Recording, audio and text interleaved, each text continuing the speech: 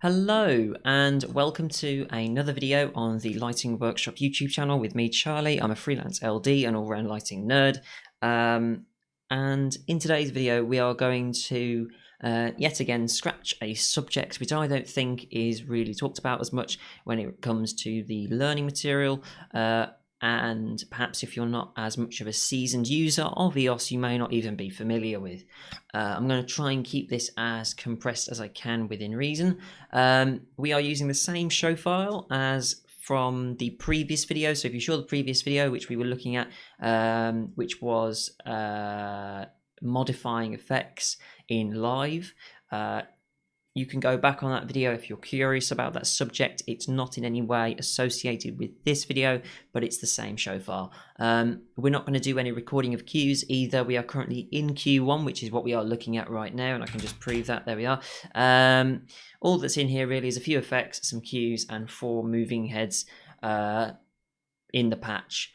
Starting from channels 1 through 4, stored into group 1, and we have them in augmented for us just to sort of see what we're doing. So in today's video, we're going to look at color. In particular, we're going to look at using color syntax and what that means. So first of all, I'm going to open a new tab, and I'm going to tab 27, which is the color picker. And I'm going to quickly explain some elements of this if you are unfamiliar. Obviously, we have our lovely spectrum on the left, but a few things of interest down the center here. We have some filter brands or gel brands. We have Lee, which is the British standard theatrical filter company, very, very common over here. We've got a few Roscoe brands. We've got GAM, which you very rarely see, Lee CL, and then we even have standard colors, which is a sort of ETC's kind of set of useful tones, which are genuinely very, very, very useful. I've certainly popped on here a few times just to quickly grab a color, which is quite useful. Let's just say we're going to work at the moment with Lee, since that is the theatrical filter standard in the UK. And basically what we have on the right here, it doesn't matter which one I click, they're all the same. You get basically a set of colors. But what we are looking at is a virtual representation of a color swatch. So if you are familiar with a color swatch, it is a physical thing that you would buy or use as a lighting designer or lighting technician to find the color filters that are needed for the fixtures. Obviously, as we're sort of like 98% moved away from that and relying on the use of LED technology for colors. However, there are definitely still conventional fixtures out there, and they still use filters and so on. And the whole world of theatrical lighting design has been based on the principle of color filters. So transferring that over to the digital world is something that's quite important. So when you first click on it, you get this what looks like a jumbled mess of filters, but there is logic to this. They are all now numerically ordered. So if you know of a number, or you knew it was somewhere in the 100s or something like that, you could go over there. If you hover over it with your mouse, you get the literal name that is given to that color by the company, which is really, really useful. So this is what would be referred to as the numerical version of the color swatch, which is usually used by technicians. But if we click on this button up here labeled sort hue, I click on that, and look what it does. You sort of get the designer version where everything is organized by the hue of the tone, which is really, really cool. And you can sort of see what Lee have most of. They have a lot of ambery tones and yellowy tones and warmer tones than anything else.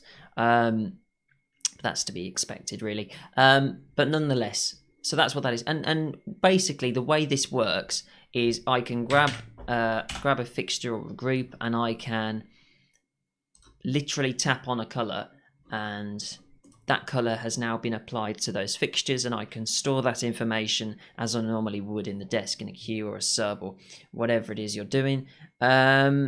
So great, that's excellent.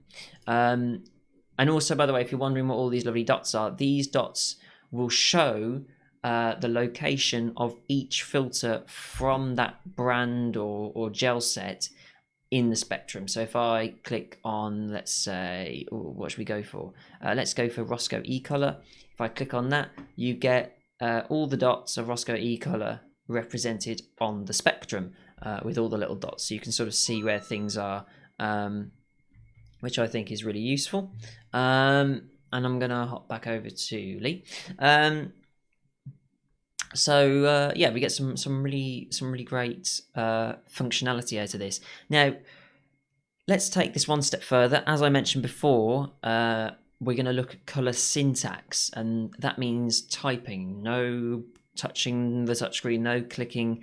How do we go about that? In fact, I'm going to hop out of our color picker and not look at the colors at all, because as designers or programmers or whatever, you may know a few colors from certain brands that you regularly use. Obviously, I only am aware of or have a back catalogue in my head of colours manufactured by Lee, because that's what we use. So how would I use syntax to say call up Lee 3, which is a colour I use quite a lot, or Lee 4? Let's go Lee 4. Well, I would declare the fixtures I want to talk to, as I normally would. I would type in at, which you normally use for intensity perhaps, except there's a little difference here. I'm going to type in 3/. This has now told the desk that I'm going to talk about a colour from the company Lee, and I'll explain why in a minute. And then I'm going to give it a number. So Lee 4, I could type 004. I sometimes do that just as a way of making it easy to remember. But Lee 4, hit enter. And Lee 4 has now been applied to the 4 moving heads, the 4 moving lights on the floor there. So let's now elaborate on that a little bit by hopping over to the color picker. Why is it that by typing at 3/ we get Lee colors instead of intensity values? Well, if we look in our color picker, you'll notice just above Lee there's a little number 3, and that basically tells the desk, okay, group 1 is now talking at 3/, which is Lee, is now talking at swatch 3, which is the Lee swatch, and we're looking at number 4. And number 4, if I turn off that, number 4 is right there, medium bastard amber, and that is now applied to these 4 moving lights. That is now done. I can clear that out, and that is now applied, and we can store that information as you would normally want to do. So if you want a really nice, easy way of just grabbing like a warm tone or something like that without fiddling around, that's reliable to an extent, you can use it. So that's how we use that function. The thing to bear in mind, dependent on your manufacture of your fixtures and model, between model to model, colors are not going to be reliably produced because the desk does not know the CRI or the color rendering of every fixture that it's talking to. So it's going to do the best it can at approximating what that would be like. And some fixture profiles have a much better understanding of that, and some don't. But that's just, use it as a benchmark. This is certainly something I use a lot of the time, and I wouldn't say I'm not 100% reliant on it, but it gets me 90% of the way there, especially if you're using ETC fixtures or high-end system fixtures or other high-end brands in your fixtures, if you're using them in your rig. Saying that, it does a pretty decent job. If you have a basic RGB fixture, apply Lee 4 on it, you get a good enough approximation from a cheap par can. So it's a really useful tool. It's by no means a get out of jail free card if you want to just avoid doing color palettes. I mean, that's up to you.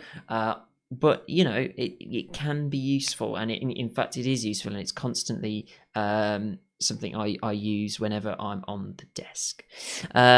Just to quickly explain, of course, if I want something from Roscoe, all I would have to type in is 7/. So I'm going to go through that again. I'm going to pick another color. I know 120 is a nice one. So group 1 at 3/120, and it has now been applied. And we can see in the color information, it has taken the values of the fixture to represent that. One thing to bear in mind, if a fixture has a color wheel and color mixing capabilities, these will be applied to the color mixing capabilities, obviously, because it won't try and guess a close approximation with the color wheel. It just won't do it. And that's about it, really. It's a really useful tool. Another thing of relevant note is the information will be by default stored in your table as the gel number. So we now have GL120 because I applied filter Lee 120 G for gel. So gel Lee 120 is now applied across the board to fixtures 1 through 4. And that's it, really. I hope this has been of help to someone. As always, if you have any questions, queries, or concerns, please do pop them in the comments below. And if you saw me doing anything that you were like, whoa, what did you do there?